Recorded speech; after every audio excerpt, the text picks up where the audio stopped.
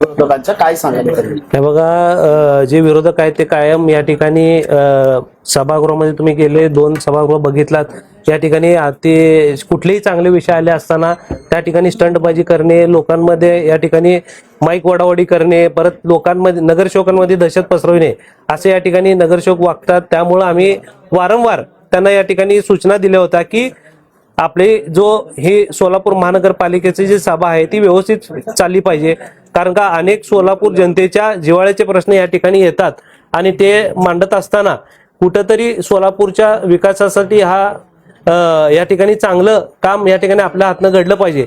पण ते तसं न होता कायम या ठिकाणी ते या ठिकाणी गोंधळ घालत असताना कुठलाही विषय दिशाभूल करणे, माईक वडावडी करणे या हिशोबाने ते करत असताना आम्ही त्यांचं या ठिकाणी निलंबन केलेलं. आपण वारंवार सांगता की करवाढ होणार नाही, दरवाढ होणार नाही, परंतु त्याच विषयी आता काही वेळापूर्वी आंदोलन झालं. पालकमंत्र्यांनी सुद्धा तेच सांगितलं की कोणत्याही प्रकारची करवाढ किंवा दरवाढ होणार नाही. 2 दिवसापूर्वी सुद्धा आपण तेच बोलले. पण आजच्या सभागृहामध्ये झालेल्या गोंधळानंतर आणखी पुन्हा एकदा सोलापूरकरांसाठी काय सांगा? हे बघा, जे पालकमंत्री आता आमचे आज सकाळी तुम्हाला पत्रकार परिषदेमध्ये सांगितलेले आहेत की आज आपल्या सोलापूर शहराचा जी गरज आहे, पाणी पुरवठ्याची जी गरज आहे, 2060 पर्यंत या ठिकाणी आपण हा 1,500 कोटीचा सोलापूर शहरामध्ये प्रकल्प आपण राबवत असताना पालकमंत्री यांनी सांगितलेलं आहे की ह्या ठिकाणी सगळे पैसे जे काय आहे ते आपल्याला शासनाकडून या ठिकाणी मिळणार आहेत.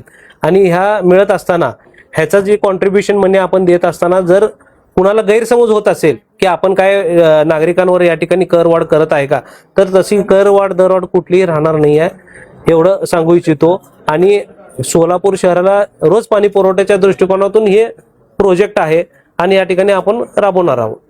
फक्त एक सांगतो की कर प्रणाली चेंज केली म्हणजे दरवाढ वाढलं, करवाढ वाढलं, हे जे विरोधक या ठिकाणी दिशाभूल करत आहेत हे त्यांना मला सांगायचं आहे की आपण कुठली करवाढ दरवाढ केलेली नाही आहे, आपण फक्त कर प्रणालीला या ठिकाणी चेंजला मान्यता दिलेली आहे, एवढं सांगू इच्छितो.